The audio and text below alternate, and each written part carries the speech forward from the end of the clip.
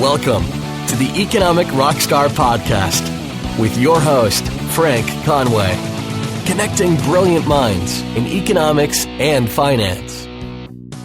In this week's episode of the Economic Rockstar Podcast, I speak with Courtney Conrad, a senior undergrad economics major at Susquehanna University. We talk about how using Broadway musicals like Hamilton to teach economic concepts, how using non-economic modules to complement your economics major, as well as the importance of having a great student-lecturer relationship when it comes to research and writing case studies. You can check out all the links to Courtney at economicrockstar.com/Courtney Conrad.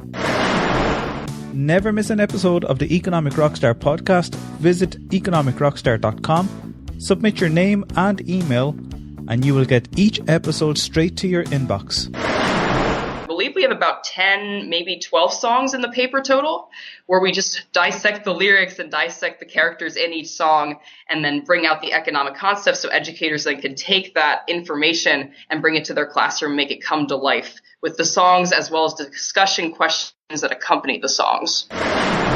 I think it is crucial for undergraduates, if they have the opportunity to do so, to be close with a mentor and to find a faculty member that they can go to and then they can talk to and really click with. And I had never anticipated Dr. Rousu and I having the relationship that we do and having the collaborative work that we have shared over the years. But I am so grateful for it and I'm so appreciative because I would not be where I am today without him. So it is crucial. Hi, Frank Conway here, and you're listening to the Economic Rockstar Podcast. I am so honoured to have Courtney Conrad join me today. Hi, Courtney. Welcome to the show. Hi, Frank. Thanks so much for having me. Courtney Conrad is a senior undergraduate economics major at Susquehanna University. At Susquehanna, Courtney serves as a research assistant, teaching assistant for principles of microeconomics, and a tutor. Courtney's research interests include labour economics, experimental economics, behavioural economics, and the economics of education. After completing her bachelor's degree in economics, Courtney plans on furthering her economic studies and research at the graduate school level with the aspiration of becoming an academic. Since being handpicked as a research assistant during her first year at SU, Courtney has actively assisted her mentor, professor and department chair, Dr. Rousu, on a variety of projects over the years. As a first year and sophomore, Courtney managed and conducted experimental auctions for the National Institute of Health grant-funded study in which tobacco smokers' demand for e-cigarettes was assessed. Additionally, Courtney collaborates with Dr. Rousu in creating the videos and accompanying economic concepts callouts, discussion questions and video descriptions for BroadwayEconomics.com. Courtney, as an undergrad, the introduction that I just given there, you've seemed to have been very proactive within the department and to do so much research. I did interview Rousu in the previous episode, and he was talking about this tobacco and experimental auctions as well.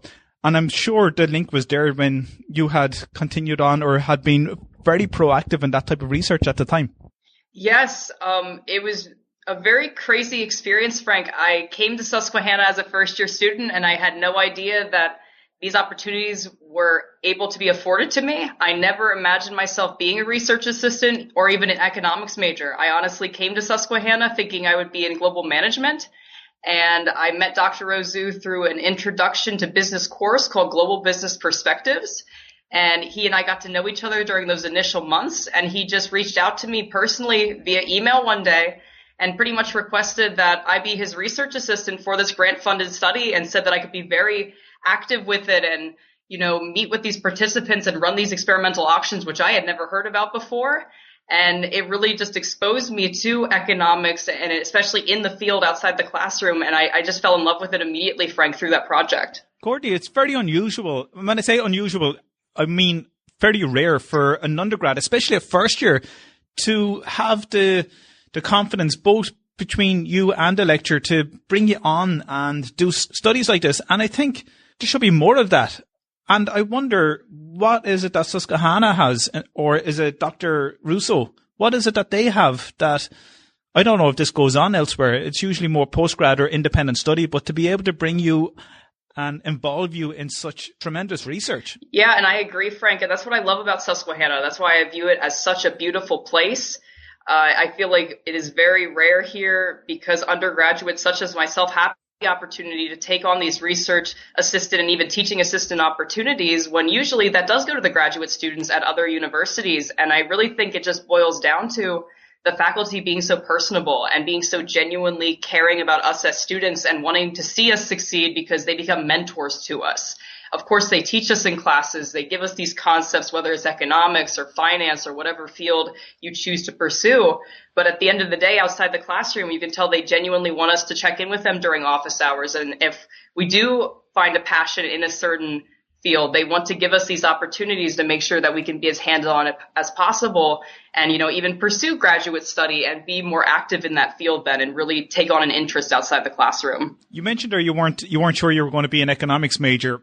Why did you choose economics, or how did you fit into that particular role? So when I came into Susquehanna as a first-year student, I knew I wanted to major in something with business, and I was pretty naive, I'm not going to lie, Frank, and I wasn't sure which field exactly in business that I would fit in the best and what I would find most interesting. And so what happened was I started working on the NIH grant funded study, and I really found I always called it watching people tick and seeing what would make them, for example, bid more on a product such as an e-cigarette, whether that was a television advertisement or a print advertisement that I would use in the experimental auction. And I just found that really fascinating. And so the following semester, after beginning working on helping Dr. Rousu with these experimental auctions, I took principles of microeconomics, and that's really just solidified the deal for me. I actually had broken the curve in that class on my second exam in principles of microeconomics. And after that point forward, I was thinking, I guess I'm pretty decent at this, and I should try to pursue this passion further and make it my major. So it was a combination of both being able to have that experience through the NIH grant funded study and then taking principles of microeconomics the following semester and just falling more in love with the subject. Courtney, you're well spoken and you have a lot of confidence there. And I'm just wondering, is this something that was already in you in terms of your nature before you went to Susquehanna, or is this something you developed? I'm sure I don't know, were you a good debater or anything like that before you went to university? In high school, Frank, I would take honors courses. We have this course at Selinsgrove High School actually called Waglish, which is a hybrid between world history and English. And in that class, we'd actually do debates like that. And we'd have to do different speeches and different public speaking exercise to our classmates. So I have to kind of credit it towards that. But even I went to a private school prior to high school, and my parents enrolled me in that, and I actually was very shy up until middle school, Frank, believe it or not, and I just would not speak with anybody, and I would not be very sociable, and it just got me out of my shell towards middle school because I just started to take on these roles at the private school level, such as being president of the student council and doing activities like that would force me to learn how to be better spoken in order to articulate myself in front of the classroom and do things like that. So I had a little bit of a balance. So I have to credit my parents and also different courses that I had taken in high school, honestly, that helped me be as spoken as I am today. Courtney, I suppose yourself and Dr. Rousu, you've found yourselves a niche in terms of expressing economic concepts through Hamilton the musical. Yes. And I'd love to know, firstly, how did that evolve into you heading toward that particular area of economics, and what's the experience like? So I remember that originally Dr. Rousu had reached out to me knowing that I was looking into graduate school, and he knew that because I had started helping him with BroadwayEconomics.com at that point and helping him compile these songs and pick out, does this song talk about trade-offs? Does this song talk about opportunity costs or even elasticity? And he could see that the gears were turning in my head, that I was thinking creatively in this economic education project. And so he had reached out to me and proposed the idea of us co-authoring a paper about teaching economics with Broadway show tunes. And as Hamilton started to gain more fame and as Dr. Rousu, because he's a Broadway buff, probably the biggest Broadway buff I know, as he started to really appreciate that show and talk more about it, and that got me listening to the soundtrack independently, then we changed our focus to more being about Hamilton specifically, especially since Alexander Hamilton, being the secretary or Treasury Secretary of the United States, just that position alone makes him a really good topic for especially macroeconomic students and talking about the Federal Reserve. And so it just seemed like a natural fit for us to create this idea of co-authoring a paper together and having it be specifically Hamilton to engage students with economics. And how was that paper in terms of the write-up? is it more discussion on how those economic lessons could be drawn out from Hamilton the musical? Because I've seen some of the posts on BroadwayEconomics.com. Oh, yes. So is that the type of thing you integrated within that paper? Yes. So the paper very much follows that format, Frank, and it really just sets up a lesson plan for educators. So, for example, you mentioned My Shot. They could play that for their students. And in the song itself, the lyrics kind of touch upon slavery and even talk about taxes. And so the educator could play that song maybe to start the class off before they even start lecturing and ask the students themselves, okay, turn to your neighbor and talk about what could potentially be about economics in this song, and then really kick off the lecture that way to be really relatable and engaging to the students, instead of just, having them open the textbook up and listen to the professor talk at them. So the paper really bases around that, and it dissects all of the lyrics of these various songs. I believe we have about 10, maybe 12 songs in the paper total, where we just dissect the lyrics and dissect the characters in each song and then bring out the economic concepts so educators then can take that information and bring it to their classroom, make it come to life with the songs as well as the discussion questions that accompany the songs. And I met you, Courtney, at the NETA conference in Florida. Yes. And again, this is something that was relatively new to me, discussing economic concepts through music and movies and so on. So, recently I've interviewed Brian ORourke, if you remember Brian. I do remember Brian. He talked about superheroes and also yes. other songs and that. So this is fantastic in terms of, from a student's perspective as well as an educator's, that I think the passion is more evident when there's something interesting like music and movies. I agree. And even in some of the literature that you'll see, and I believe Brian was on board. I'm blanking on the name of the paper right now, Frank, but it talked about, it was a paper with Kim Holder, Dirk Mateer, and Brian, and they talked about 50 songs that spanned 50 years about economics, and it kind of reminded me, and it gave Dr. Rousu and I some inspiration with pre-class music in principal's classes, but it reminded me of our paper very much so, because it would take different songs and it would just break down what kind of economic concepts you could talk about. And I believe in the paper it even said these array of songs can help, appeal to students and appeal to different types of students, since, not all students may like Broadway songs or hip hop songs. So it tries to keep all students engaged. And I just find that so interesting. And even the economics of The Office, I love that website, and I believe Dirk Mateer also helped contribute to that. What I'd love to do is concentrate on Hamilton the musical and maybe identify, because I'm not familiar with that at all, and I'm not sure if other people would have got the opportunity of watching that Broadway show. If you could talk about some of the economic concepts in it and perhaps explain some of those concepts for those people who may not have come across them before, such as signaling or some of the markets in Paraguay. Absolutely. So with Piragua, that was actually one of the first music videos I had created for BroadwayEconomics.com way back when I started this project with Dr. Rousu about 2 years ago, and he brought me on as the assistant for that project. And that video was very fun and very monumental in my opinion, just because that was the first time I had ever created a video that had the lyrics going on the screen and then also had accompanying supply and demand graphs that I had created that would then be superimposed in the song as it was playing. And with that song specifically, it's actually not from Hamilton. It's from the musical called In the Heights, and it's by the same director. His name is Lin-Manuel Miranda, who wrote Hamilton, and it was a show before Hamilton. So what I did with that video and what Dr. Rousu and I had discussed is, in that song, there is this man selling Piragua ice, and his name in the show is literally the Piragua Man. And for those who are not familiar, because I wasn't sure either, Piragua is kind of like Italian ice or like a snow cone type dessert that they sell in Puerto Rico. And so he is standing on the side corner and he's trying to sell away his Piragua. And he is singing about how his number one competitor, whose name is Mr. Softy's truck broke down. So now the Piragua Man is the primary distributor and seller of these snow cones, of this Piragua ice. And so he's singing about how now he can jack up the price because there is a shortage of supply of the snow cones. And so he's talking about how I believe he raises it from $1.25 to $1.50 for the snow cones, and how now he's making a lot more profits and a lot more revenue in this way. And so in the song, I show then how the demand curve, we have a movement along the demand curve there the pricing of the Pure Man's ice. So I had a very fun time with that video. And then as far as Hamilton goes, Frank, one of my favorite songs from that we talked about in the paper as well as on Broadway Economics, I do believe, is the song Satisfied.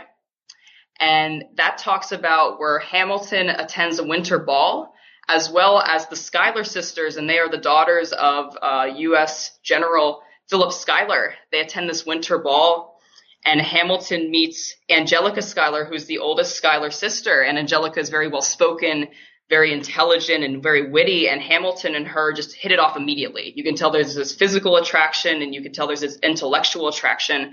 But crazy enough as it is, Angelica does not go out with Hamilton because Hamilton's definite intention there was to ask her out on a date and to court her and probably potentially marry her.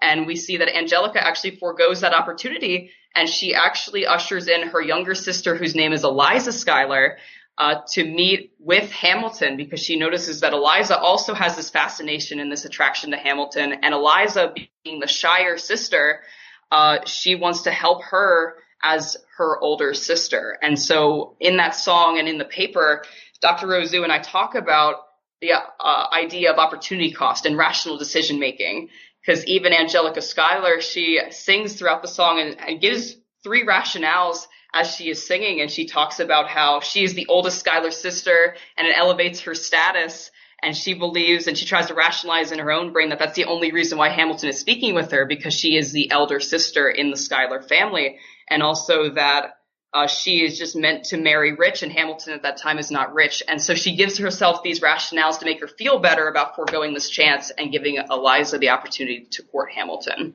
That exactly reminds me of what Brian O'Rourke was saying when he was talking about Deadpool and the rational decision-making Deadpool was actually talking about. So I'd love to maybe, if you could give some more examples on Hamilton the musical regarding some economic concepts, or yeah, so I think My Shot, you were talking about the act of signaling. Yes, and so a specific example I think about with My Shot, it's this man named Hercules Mulligan, and he's actually a tailor's apprentice in the song, and he has a specific line in the song where he talks about how he's just sewing some pants, and that he's this tailor's apprentice, and that he just wants to socially advance, but of course he doesn't have the human capital, or he doesn't have the skills or the soft skills or even the formal education to do so. He's stuck sewing some pants of being a tailor's apprentice.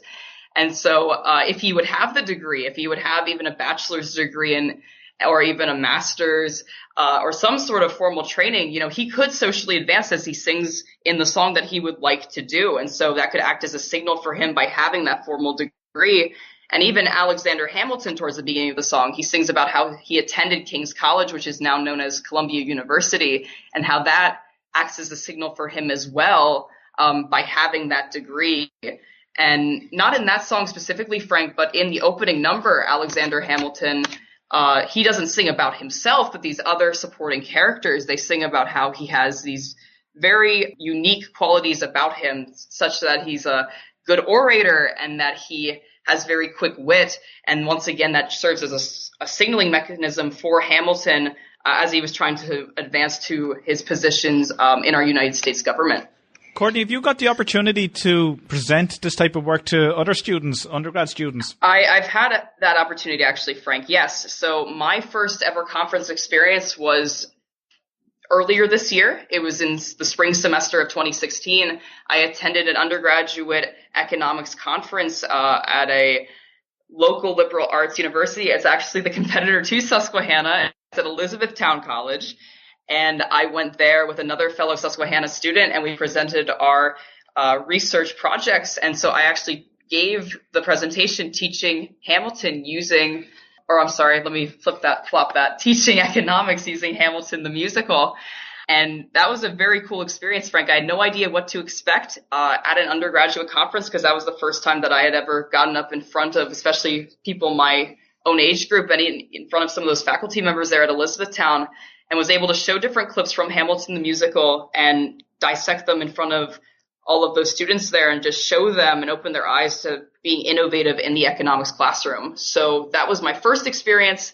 And then this semester, I attended a seminar on campus here at Susquehanna I was invited to present my research to other faculty members from different departments, not just the Sigma Y School of Business. And it was called Sandwiches in Scholarship. And so it was a very informal type of seminar where different faculty members came out during their lunch period and they would literally have sandwiches. And it was myself with two other students from the entire campus. And we presented our different research projects. And mine was economics based. And once again, talking about how to be innovative with teaching with Hamilton. And then the other two students were from the sciences, so biology and I believe political science as well. And what was your feedback like? Was it more from undergrads, or did the academics or lecturers come up to you afterwards? So, because I'm sure you opened their eyes too. Yeah, well, and it was a cool feeling, Frank, because a lot of people's eyes widened just because I could tell that they did not think about teaching economics, which is usually known as the dismal science, teaching it in a more fun way, I guess, in a more engaging way. And so both faculty members and students alike, you can tell they were, I think, pleasantly surprised. And I remember during the question and answer period, at least at the Elizabethtown conference last semester, that faculty members were saying, Courtney, you need to continue to research in this field. You need to continue to embrace economics education and, really run with this because we can tell that you're passionate about it. And even if that's different, TV shows or different songs to research, or even going a step further and trying to do other outside projects with it, just running with economics education. And as far as the students go, after the presentation, both at Elizabethtown and here at Susquehanna, they would come up to me personally and say, Courtney, we've never thought about economics in that way. And they'd ask me more questions, do professors use this method on campus to teach economics? And in fact, some of us do, including Dr. Rousu, my mentor. Every class at the principal's level, he begins with a pre-class song. So it gets students more interested in economics, especially my friends who are not in the field itself too. And, it almost incentivizes them, especially if they're music majors, to, try a subject that they never thought that they'd be interested in. I just want to know, actually, from your perspective as an undergrad, I can't believe you're actually an undergrad and you've done all this already, but from your perspective and from what you have been exposed to, what do you think could change in terms of how academics could approach the teaching of economics?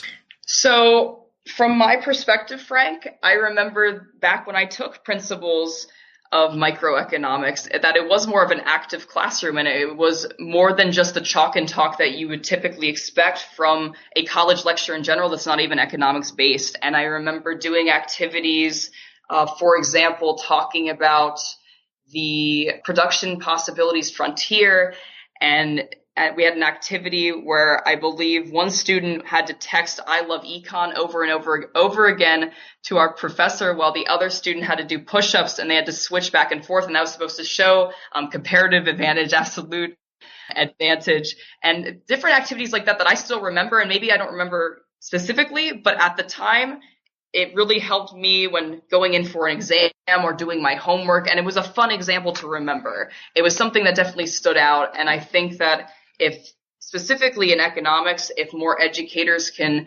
find ways to be engaging with their students, such as if that's using movie clips, TV clips, or even active learning such as games, I think it is effective.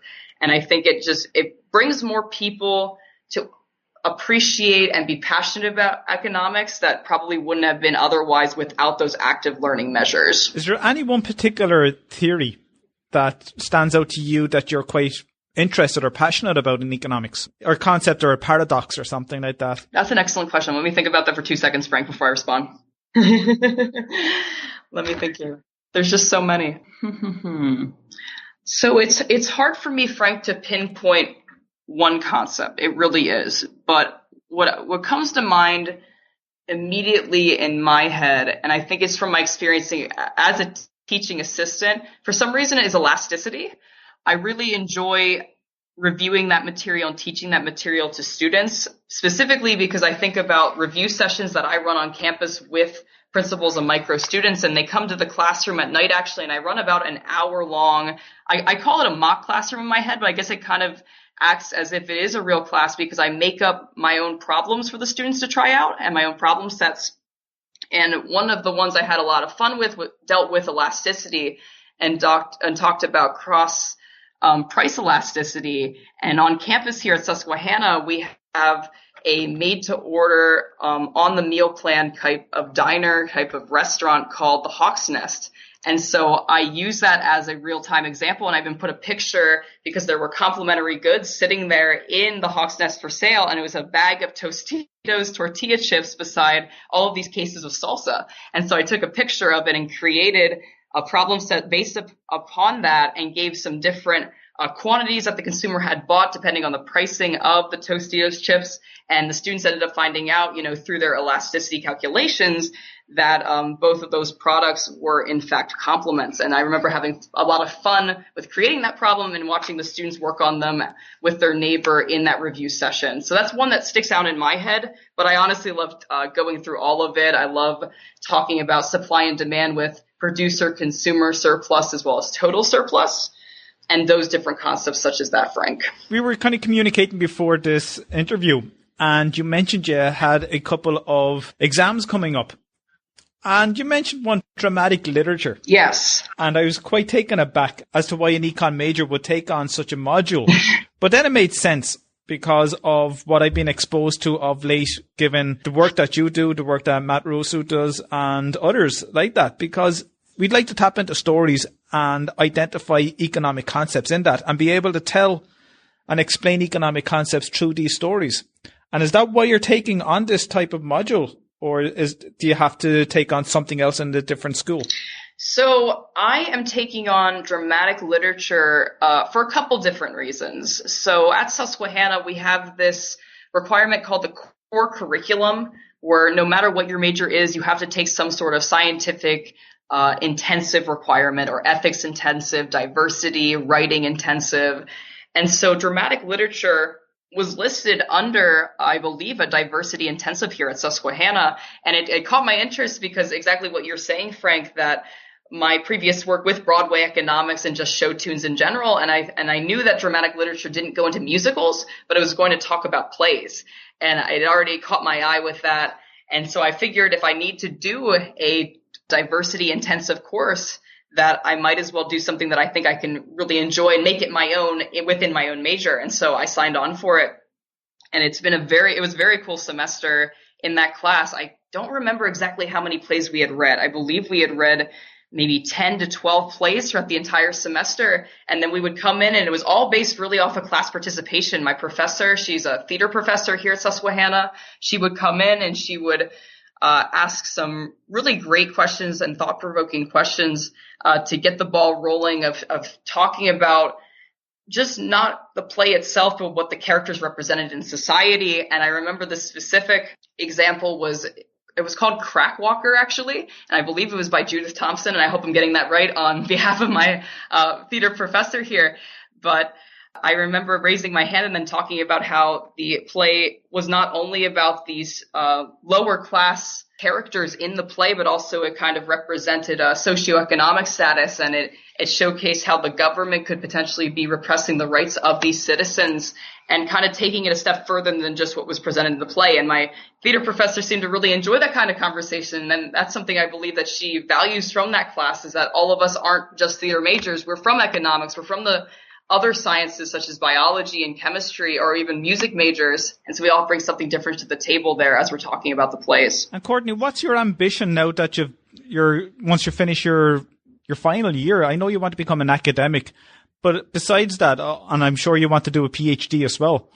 And I'd love to know if that's going to be the case. What do you think you'd love to research? I'm leaning more towards, Frank, I believe I'd like to continue with experimental economics, especially from my experience with the National Institutes of Health grant-funded study, because I just really enjoyed myself there. I loved being the head monitor of those experimental auctions and going through the process with those participants and showing them the television advertisement for electronic cigarettes, showing them the print advertisement for the electronic cigarettes, and then watching behaviors change and watching demand change for each participant. And I found that fascinating, and I would love to research more and to learn how to create those different experiments and how to create auctions of my own to be able to prove these theories right there in the field. Of course, I'd also love to have economics education as another emphasis for me too. And I also find labor economics interesting, Frank. I'm just finished up my labor economics course here at Susquehanna, and I just had a blast in that class. I thoroughly enjoyed talking about and learning about concepts like compensating wage differentials and even Gary Becker's model of discrimination and different concepts like that are very applicable to the real world and are things that I can talk about with even people who don't study economics, and that they can even understand it outside of the classroom. And do you want to touch on any of those concepts at all, like the model of discrimination? Actually, so Frank, tying back in Broadway songs with other classes. So in labor economics, my professor, his name is Dr. ORourke. He is wonderful. This was my third class that I've had with him here at Susquehanna. He had all of us do group research papers throughout the semester. And what my teammate and I, her name's Erin and I decided to do a Broadway themed paper, and it talked about discrimination in hiring practices on Broadway. And it was more of a case study, Frank, because originally what we wanted to do was we wanted to try to find like a quantitative factor that would show that audience members would actually discriminate against shows based on who they would be casting in the show itself, in the main cast. It was just very difficult, though, to be able to pinpoint that revenues were dropping or rising because of that factor. But it was a very cool thought. So instead, we just did a case study, and we talked about how we read different literature of how Broadway was trying to be more diverse with their casting, and how Hamilton specifically was embracing a very different approach than what they usually see on Broadway, where they were purposely not employing white performers for their casting itself, and only having King George as a white performer. And so there we talked about Gary Becker's taste for discrimination, and we talked about how that discrimination is not only by audience members, but also by employers and employees on Broadway. And do you think we still have that discrimination, especially when it comes to the Oscars? Was it Will Smith that voiced his opinion on the treatment of Black Americans? Yeah, if I remember correctly, it was Will Smith. And even when we presented, it's ironic you brought this up, Frank, but when Erin and I had presented our paper in class, someone had brought that up. And I think it's interesting because then on Broadway, what we're seeing is that actually a majority at the Tonys, for example, a lot of the awards went to minority actors and actresses. And I think Hamilton was a huge part in that. And I think that was just a very interesting contrast, because as Erin and I were then researching, the primary demographic for Broadway musicals is actually middle-aged white women who are the primary buyers of tickets on Broadway. And so we thought that was interesting how for the Oscars, and now I don't know the research on this, but the Oscars and for that demographic, for those movies that are being represented there, the audience members are more diverse, and there were a lot of white actors and actresses winning awards. But then we see at the Tonys, where the demographics of the audience members are not as diverse, it's actually Broadway actors and actresses of the minority groups that are winning more awards. So we thought that was a cool contrast as we were researching this case study. Yeah, it's something that I haven't heard anyway, and it's a pity that this isn't highlighted.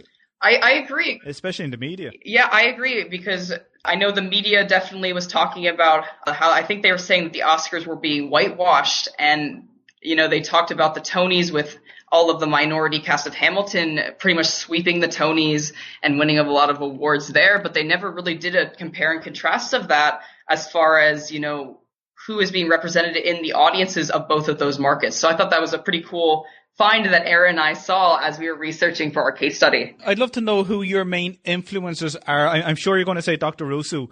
But How'd you know? How'd you know? And I have to check now and see what episode he was in, if anyone wanted to go back and take a listen. I know he was in my first year. Yes, I forget how early on that was, Frank, because I actually went back and listened to it. And even at the time I listened to it as well. And I thought at that time, like, this is such a cool podcast.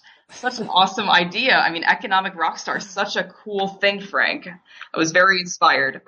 Episode 31, back on 7th of May 2015. So if anyone wanted to check out anything about Matt Rousu, he talks about experimental auctions and the need for peer-reviewed economic impact studies, which I thought was an amazing idea. But in terms of economists, alive or gone, who would be your main influencer, or what school of thought, if you have one, do you tend to more align to? So, Frank, I would say that I lean more towards definitely Milton Friedman and definitely Hayek's school of thought. I love the idea of the free market and not having regulation in different practices in the government and different policies. And to be honest with you, coming into Susquehanna, I was not very engaged with politics, and I was not very educated as far as politics go. And so I'm still very much crafting my school of thought in economics and how that relates to the world, because I feel like there is a connection there between economic school of thought and politics and different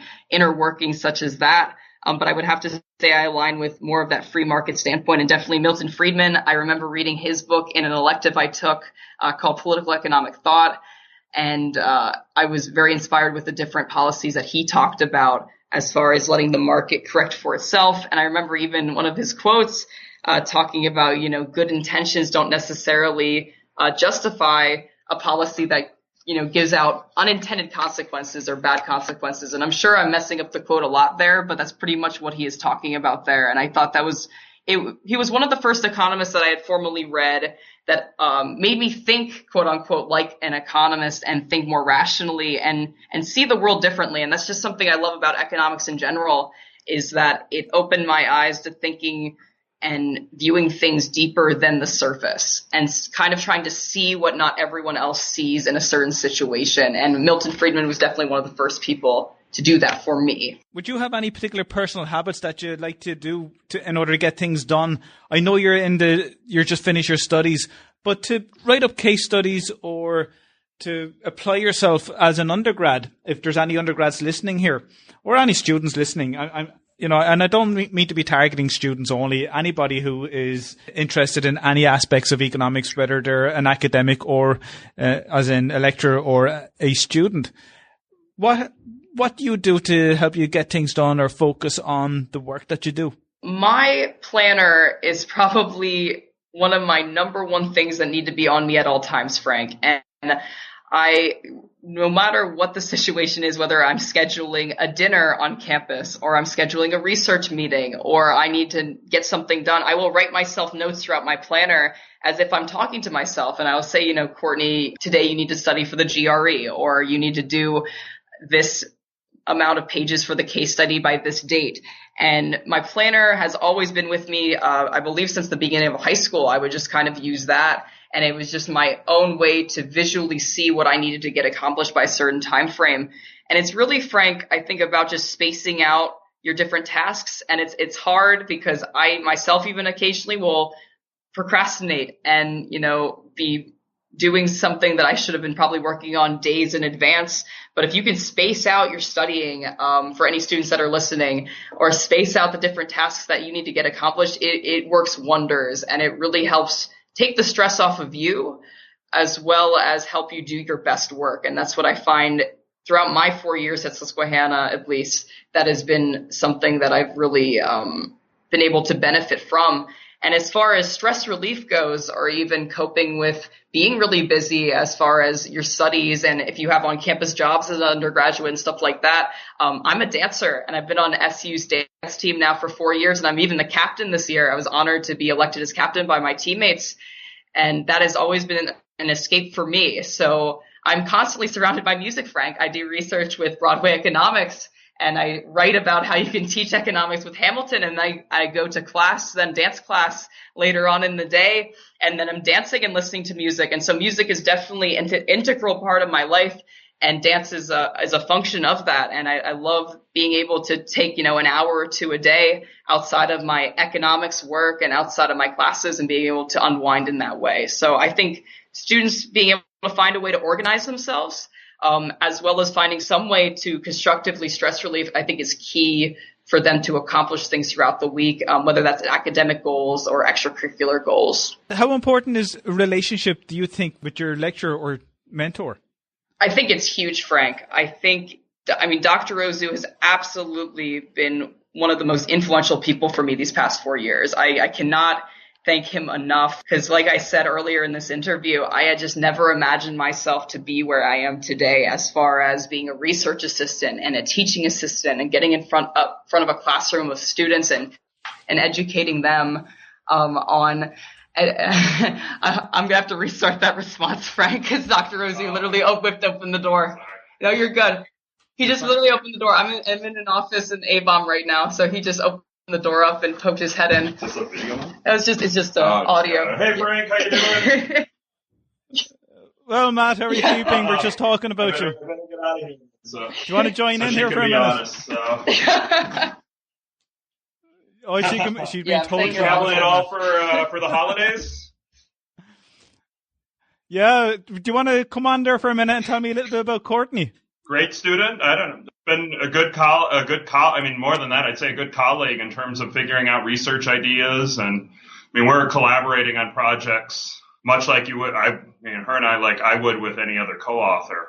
We don't have graduate students at Susquehanna, so at least when I find good undergraduate students, they become research assistants and often actually do a lot of the same things that a graduate student research assistant might do. And I think Courtney's very modest, but how did you spot Courtney? I think I know what the answer is here. In the first semester she was here, there was a class, introductory business class, and had her in the class. And naturally, well, she's very outgoing. And the tasks that I actually needed people who were outgoing to help run experimental auctions, because you're interacting with individuals, and I knew there would be absolutely no worries on her interacting with people. I started with that, and then, she kept doing a great job with everything, and the number of tasks just kept expanding.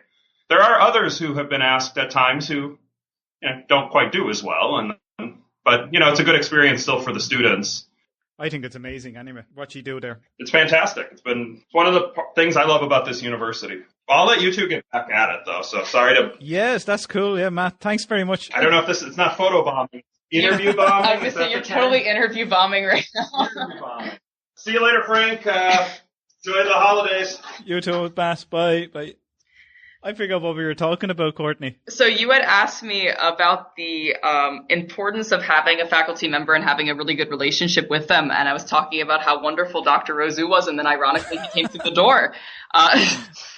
He was listening, I'd say. I think he was listening. I think his ears were ringing and he just decided, okay, now's my cue to come in so I can interview bomb Courtney's interview. So that's okay, Pink, though. It keeps it fun, right? It keeps it spontaneous. Exactly.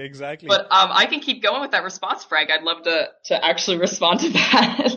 Yeah, because I know when it comes to, say, supervision, it's always important to have a great supervisor to keep you motivated, to keep you focused, and to have that relationship, because that's ultimately what happens is you build up a good and hopefully not a bad relationship. When you find that great mentor or supervisor, it makes things a lot easier for both of you. Yeah, I agree so much. And like I said, Frank, I just never anticipated myself being a research assistant, being a teaching assistant, or having a professor seek me out and specifically select me from what felt like, especially as a first year, select me from the crowd, as it were, and say, I want you to help me with this, and I want you to collaborate with me on this.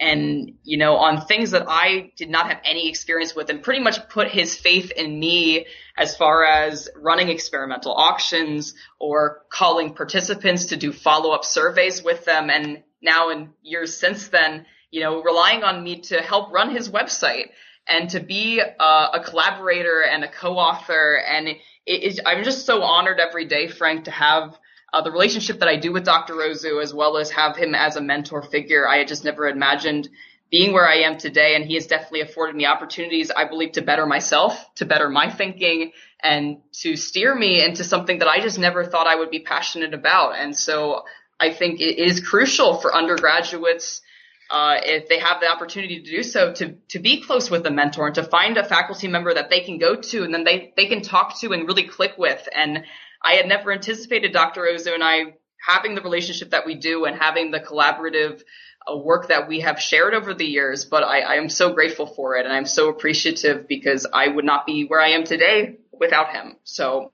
it is crucial. Courtney, if you could step into the DeLorean and time travel, what era would you go back to? Who would you like to meet, and what conversation would you think you'd have with them? Oh my goodness, Frank. This is such a fun question. I thought you were going to ask me what kind of dog I would want to be. I was prepared with that answer. You had asked Dr. Greg Mankiw at NEDA that question, and I got me thinking. I still cringe. You still cringe? I thought that was a very fun question, Frank. Well, if you want to answer that one, you can. Well, I mean, I'll answer the time machine one, but I was thinking, oh man, my mom even gave me a good response to this. You know what? I just blanked on the breed of the dog, Frank. That's so embarrassing. That's so embarrassing right now. I was even prepared, and she said that the breed of dog had really curly hair like mine, and she said was intelligent and really, quick to learn things. And I'm blanking on the name. I feel like she said it was like a Shih Tzu, but I don't quote me on that. So we're just gonna roll with that. So that's a DeLorean. So outside of economics and outside of dance, Frank, I am a huge Disney fan. I love anything to do with the Walt Disney Company.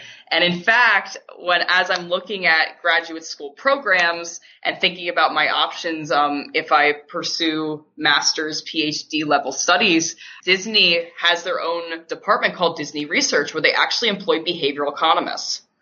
And so in the back of my head, I think if I do not segue right away into academia, I could try to, first of all, pray and keep my fingers crossed, but then see if Disney would ever want to employ me in economics to help them with the logistics of their theme parks, for example. And so if I had to time travel, I would probably time travel either to when Disneyland was first opened back in California. And honestly, Frank, this is embarrassing. I don't know the years off the top of my head, but back when Walt Disney, opened it to the park to the public for the first time, or when Walt Disney World was first opened. Either one of those dates, I would probably want to time travel back to, just to be able to be there in that moment when people were being welcomed into this theme park, and what's been known as this like utopia for people to get away from the quote unquote real world and to take a step back with their family where it seems like no problems there at both Walt Disney World and Disneyland. And so I would love to just experience that and see what people's reactions were to that,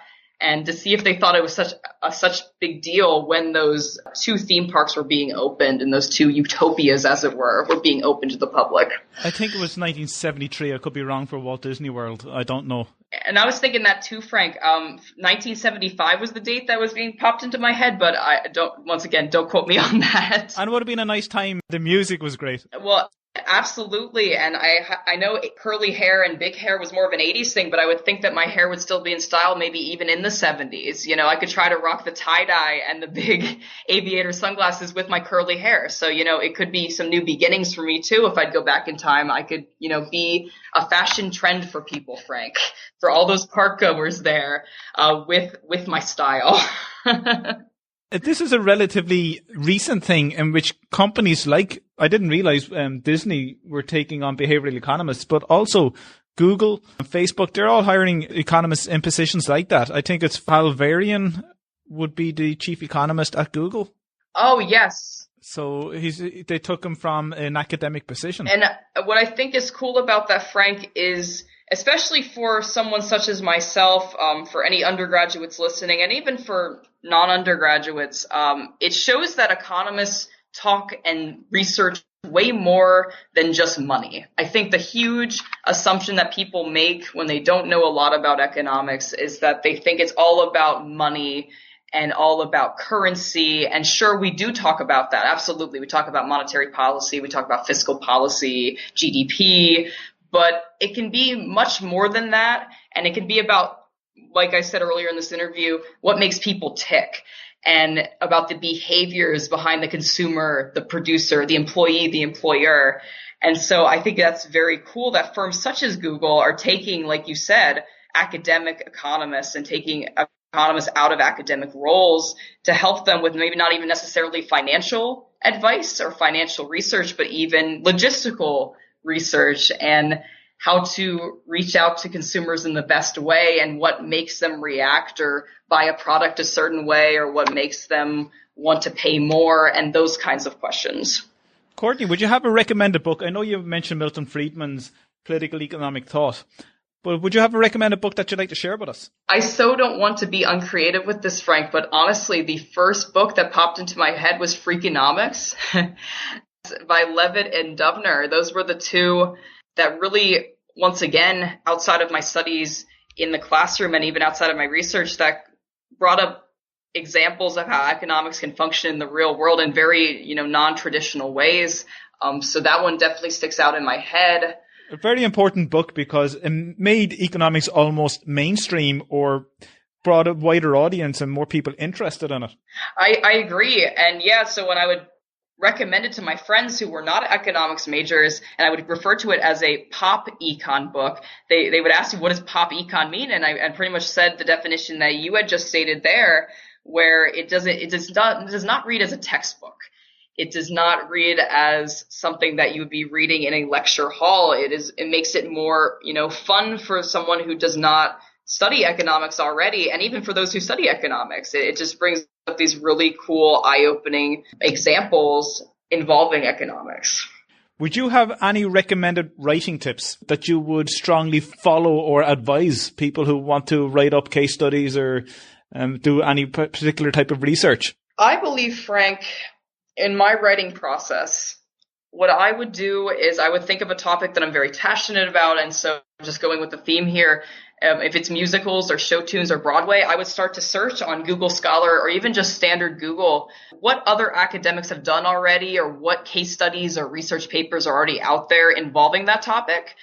Especially if I'm looking for a thesis, and then try to see if there's a way for me to spin off what people have already done or to get my own brain just asking the right questions. And I think that's one really vital part of the writing process, especially if you're trying to do original work, is asking the correct questions. And even if it's a crazy question, in your opinion, asking a friend or asking a colleague or even a faculty mentor, proposing a question to them and getting their thoughts and for them to say, oh, that's really interesting, or no, that's not interesting at all. And, maybe you should try to go this direction. So I think asking the right questions first. And even if they're not the right questions, that could, spitball into something that is the right question, as well as, I believe, getting another set of eyes on your paper itself, because for the undergraduates listening here, for me, if I'm reading my own writing, I might not necessarily see that I'm unclear. I might think I'm clear in my own head, but then if I hand it over to a friend of mine or a mentor of mine, they might see something completely different and not understand that I'm not explaining a concept correctly, or I'm not explaining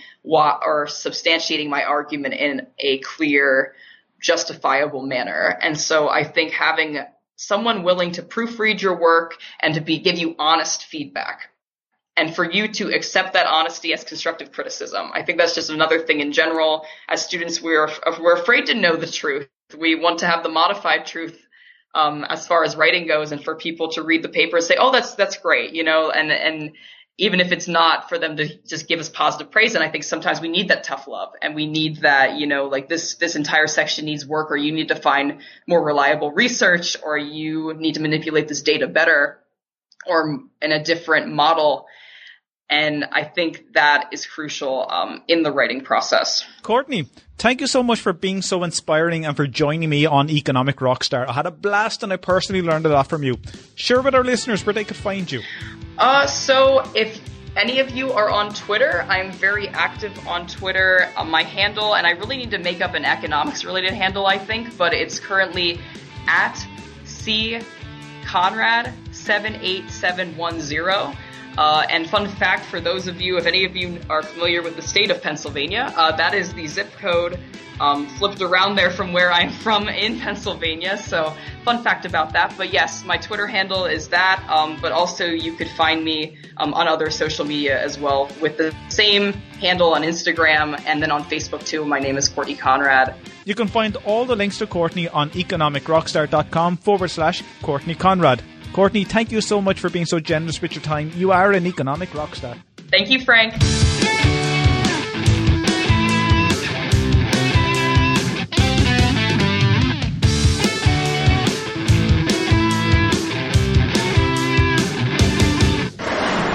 If you enjoyed this podcast, why not leave some feedback or comments on the show notes page on economicrockstar.com, where you can also sign up and be a member of the Economic Rockstar community. If you're listening to this episode on iTunes or Stitcher Radio, I would love to have some feedback and for you to leave an honest rating and review, as this will help with the rankings of the show so that more people can find it. If you're listening on the website economicrockstar.com, make sure you check out the back catalogue of all previous episodes and interviews with some amazing professors and authors at economicrockstar.com/podcasts. Thanks for listening, and I really appreciate your loyal support. I know how much you love audio, so why not get a free audiobook with Economic Rockstar today? I've teamed up with audiobooks.com to bring you this amazing offer. Visit audiobooks.com/rockstar to download your free audiobook now.